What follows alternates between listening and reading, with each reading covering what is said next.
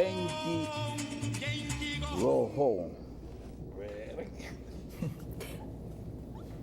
Bueno, vamos a continuar nosotros porque estamos haciendo un programa hermoso, hermoso porque es un programa lleno de mucho realismo, lleno de mucha vida, pues.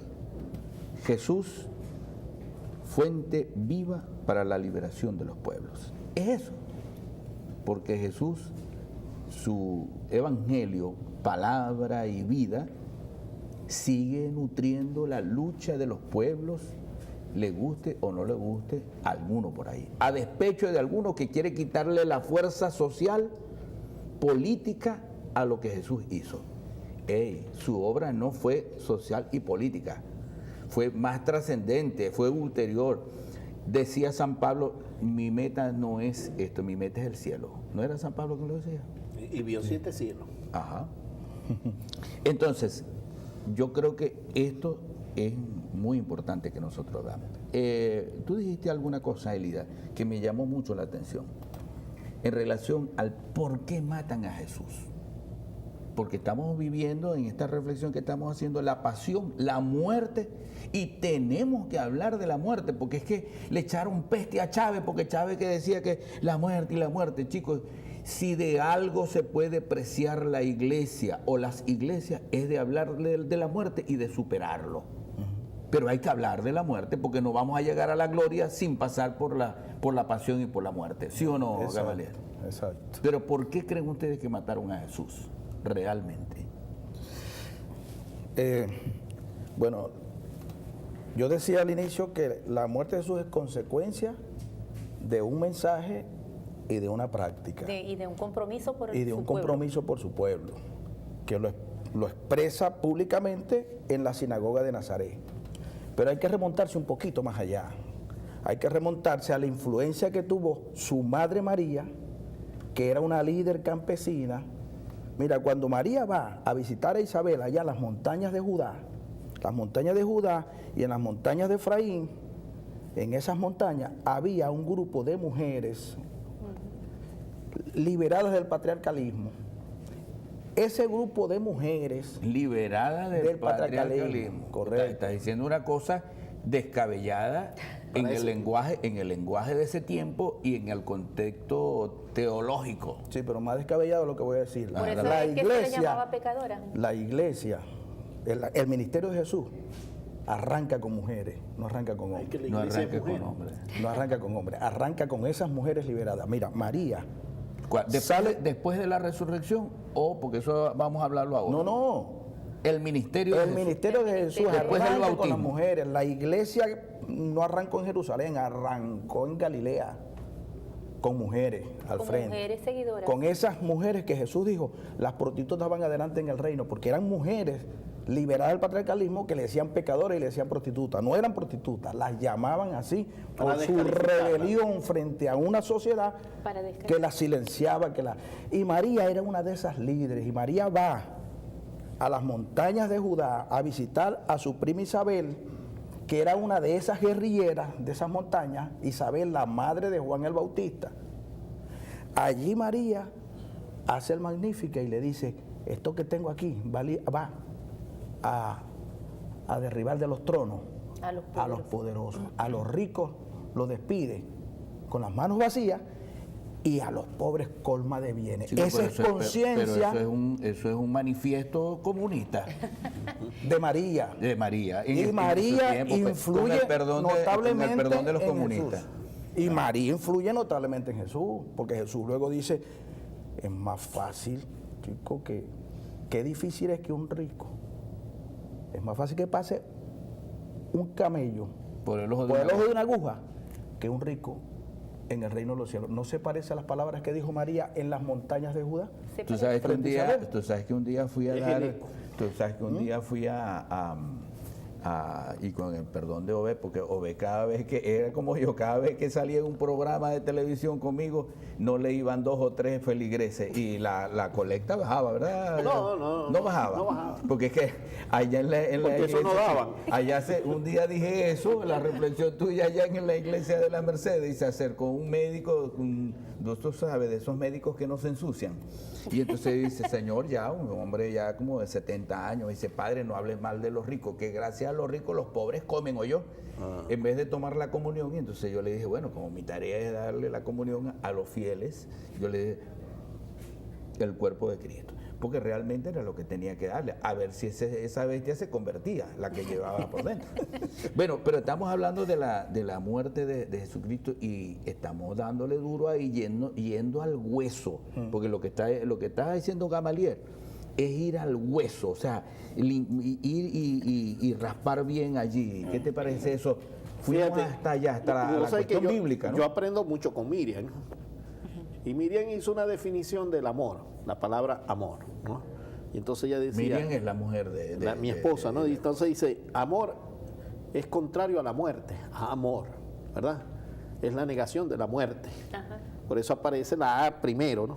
Y esa partícula amor que quería decir muerte. Enviarle un besito a Miriam, porque Siempre, Miriam, para siempre. que no se nos ponga brava, pues no invitar. Mira, ¿qué entonces, fue la enseñanza? Fíjate, la gente le tiene miedo a la muerte y la gente habla de la muerte de manera despectiva, pero Jesucristo vivió, ¿verdad? Consciente de su muerte, como nosotros estamos conscientes de la muerte nuestra, si no es física. Muchas veces nos quieren matar moralmente, socialmente nos quieren matar, religiosamente nos quieren matar. Y no contaban en aquel momento con CNN, Televisión Entonces, Española y Antena 3, porque si no lo mataban, lo fusilaban frito. Entonces fíjate, ¿no? yo siempre comunicacionalmente. le he dicho a la gente que nosotros tenemos que en cierta forma conceptualizar la muerte como paso a la vida, porque eso es lo que representa la pasión del Señor. Fíjate que Jesús dice, bueno, vamos a Jerusalén, y Pedro le dice, ¿qué fue, papá? Nos van a matar. Dijo Jesús, no, vamos. Va. ¿Y qué dijo Pedro? Bueno, vamos y muramos con él, ¿verdad? El pesimismo de aquel que no cree. Pero fíjate que es contrario a aquellos que creyeron con Jesús y caminaron con él, que eran mayoritariamente mujeres. Claro. Acordémonos que los apóstoles eran 12, pero eran mayoritariamente mujeres las que andaban con Jesús y las que estuvieron ahí al pie de la cruz. Las que permanecieron al pie de Porque la cruz, ellas entendían, arriesgando su vida también. exactamente, ellas entendían una cosa, y era que el fruto de esa muerte era la vida. Ahora me vas a decir que a Jesús lo mataron por problemas con mujeres, porque No, eso es lo que falta. Bueno, no, es que fíjate, ¿cuántas calumnias se levantarían contra Jesús y cuántas se Pero siguen yo no las voy levantando? a ventilar aquí. No. Pero fíjate una cosa. La dimensión Pero yo te voy a decir política. una cosa, Ajá. yo te voy a decir una cosa, Vidal. Eso también hay que trabajarlo, porque a nosotros nos escondieron las mujeres que fueron las que dieron origen Exactamente. a esa fuente de vida, fue las que impulsaron, las que apoyaron económicamente. Claro, porque invisibilizarla, lo que no se nombra no existe, dicen las nuevas teorías del género, ¿verdad? Y entonces muchas veces nosotros no nombramos a las mujeres porque tenemos una herencia patriarcal, No, y la Biblia. machista, la Y la tenemos. Biblia fue hecha ¿verdad? por en nuestras hombres. iglesias. Entonces fíjate, Patriarcal. cuando vos vayas a mi iglesia, vos te conseguís que el 90% de los que están allí son mujeres. Pero no podían ser pastoras, ni diaconisas, ni podían ser nada. Pero y se eran el encargaban de 90%. Entonces fíjate, cuando las mujeres se meten en el movimiento de Jesús, le dan vida. Porque ellas son la fuente de vida.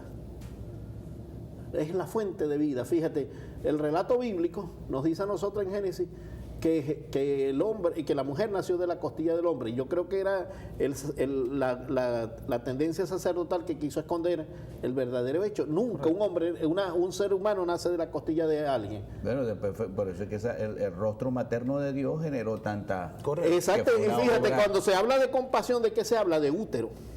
Sí. En la palabra original, cuando se dice inclusive de la compasión de Dios, de la compasión de Jesús, de la compasión de los unos por los otros, no se habla del corazón, se habla del útero. Pero Beth, mira, yo sé que el tema no es sobre lectura feminista de la Biblia, pero voy a aprovechar que ustedes están... que están animaditos. Sí, que están animaditos con el tema, porque fíjate, el episodio clave del Antiguo Testamento, que fue la liberación del pueblo hebreo de su esclavitud en Egipto, ese proyecto empezó con la gestación de la idea entre María, la hermana de Moisés, la madre de Moisés, y hasta la hija del faraón, que entró finalmente en la triangulación ahí a favor de la fuente de vida que ya viene desde allá. Incluso María iba a cuidar a Moisés en la canastica. ¿Cómo se confabularon todas ellas La madre para María. proteger a aquel que finalmente se convirtió en el líder del movimiento de liberación? Que entonces no lo hizo solo, desde un principio estuvieron las mujeres involucradas en el proyecto de liberación. Y luego la historia las invisibiliza mucho, pero sabemos por fuentes extrabíblicas que... Liberación sin la figura de la mujer, no existe liberación. No existe. Bueno, estamos aprendiendo. Si no era el objetivo, como tú lo dijiste, de este programa, se vislumbra que en Semana Santa la figura femenina de lo femenino es sumamente relevante en la historia de la salvación. Sí. Porque yo les pregunté por qué razones mataron ya iba a decir a Chávez. A Jesús. A Jesús. Perdón de los antichavistas, por favor. Las razones fueron porque se atrevió a decir deliberadamente que él era Dios. O le preguntaron, mira, por ahí andan diciendo que tú eres hijo de Dios. Bueno, yo soy hijo de Dios, pues. No tenía por qué mentir, estaba en lo cierto, era hijo de Dios. Y Jesús nunca le tuvo miedo a enfrentar con verdad la cuestión. Y después le preguntó el rey, que tú me recordabas ahora, mira, por ahí anda diciendo la gente que tú eres rey, ¿eso es verdad? Para eso he venido yo al mundo, dijo, para ser rey. Pero solo que no era la misma Pero cosa. fíjate que Jesús le dice, nosotros interpretamos que mi reino es de este mundo. No, en el original que está escrito dice, mi reino no procede No procede de de este mundo. Sí. Fíjate una cosa. Pero ¿Quiénes es un fueron, reino, es un ¿quiénes reino. fueron los primeros testigos, las primeras testigas de la muerte de Monseñor Romero? Las que se atrevieron a Las tirársela en el secretarias cuerpo, y las que las que estaban se atrevieron a alrededor. cubrir su cuerpo con el cuerpo de ella, fueron mujeres. Bueno, Fueron entonces, mujeres. Entonces eso es importante para la perspectiva de construcción de lo nuevo, de lo diferente, de lo alternativo, Claro. de una historia de liberación en nuestros tiempos. No podemos decir que somos lo que somos si no decimos que somos, Mira, que lo malo somos es feministas. cuando se confabulan, Las porque en mujeres aquel son momento, importantes. Yo soy feminista. en aquel momento cuando se confabularon, fíjate, se confabuló el rey y la autoridad que dijo, se lavó las manos, el Pilato y el otro, parece que se hacen la maldad y después se lavan las manos. La figura religiosa, ay Parece- Dios mío, parece cuando el historia poder eso. religioso descubre que tiene incidencia, puede hacer cositas muy malas, muy malitas. Por cierto, por ahí vimos algunos firmando y no era precisamente contra el decreto de Obama, nos vimos firmando golpe de Estado. Sí. Cuando se descubre que es la cuestión. Pero Chomsky dice que revela, Noam Chomsky, un Filósofo. lingüista, filósofo norteamericano, dice, revela cómo Estados Unidos suministró armas a Israel, confabulado, en la ofensiva contra Gaza.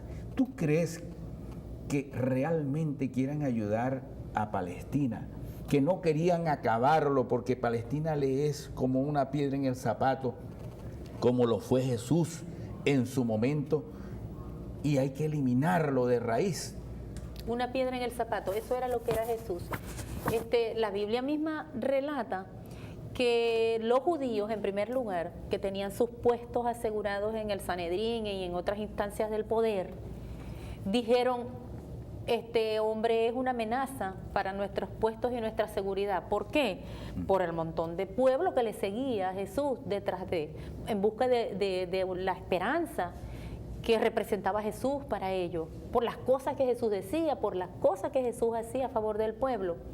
Y entonces fue cuando decidieron aquel plan macabro para derribarlo. Y ahí entonces fueron involucrando todas las otras instancias al imperialismo, lo convencieron de que de verdad el hombre era una amenaza, que teníamos que deshacernos de él, ¿Pero y por vamos qué? a ver cómo lo hacemos. Y Jesús sabía que estaba amenazado. Vamos a hacer un corte y luego le damos la palabra a Gamaliel. Sí, Gamaliel sabe que bastante. Gamaliel tiene un arsenal pero no para contra Gaza, como Israel y arsenal de Estados amor, Unidos, de sino amor. un arsenal de conocimiento teológico y de amor, de cariño. Porque cuando uno quiere defender, yo recuerdo que el Papa Juan Pablo II estuvo allá en las alturas del Golán, yo fui a las alturas del Golán y yo sentía que ahí había algo. Una espiritualidad fuerte ahí. Un espíritu de resistencia terrible, a negarse a morir, pero aquello lo acabaron, le acabaron la moral, le acabaron todo, le destruyeron todo con los bulldogs, les destruyeron la casa de cada sirio que está allí, de cada sirio que estaba en las alturas del Golán. ¿Y para qué? Para destruir, como quisieron destruir a Jesús. Fíjense que este Papa ahora, Francisco, también va allá a Medio Oriente y genera escándalo, porque ellos cuando uno quiere defender la causa palestina, basta que te pongas el manto palestino aquí para decir, Dios santo, ahora guajiro y árabe. Chavista y cura y chavista y tal, entonces genera, y fíjense lo que esta foto dice, si la tenemos por ahí para que nos vamos con esta foto, es que el Papa Francisco visitó allá Medio Oriente y visitó los lugares donde paseó Jesús, donde padeció Jesús, el muro de Cisjordania, y que sigue padeciendo y sigue crucificándose Jesús. Vamos a un corte y regresamos y le damos la palabra a Gamaliel. La bandera de la revolución, América Latina obrera y grita con fuerza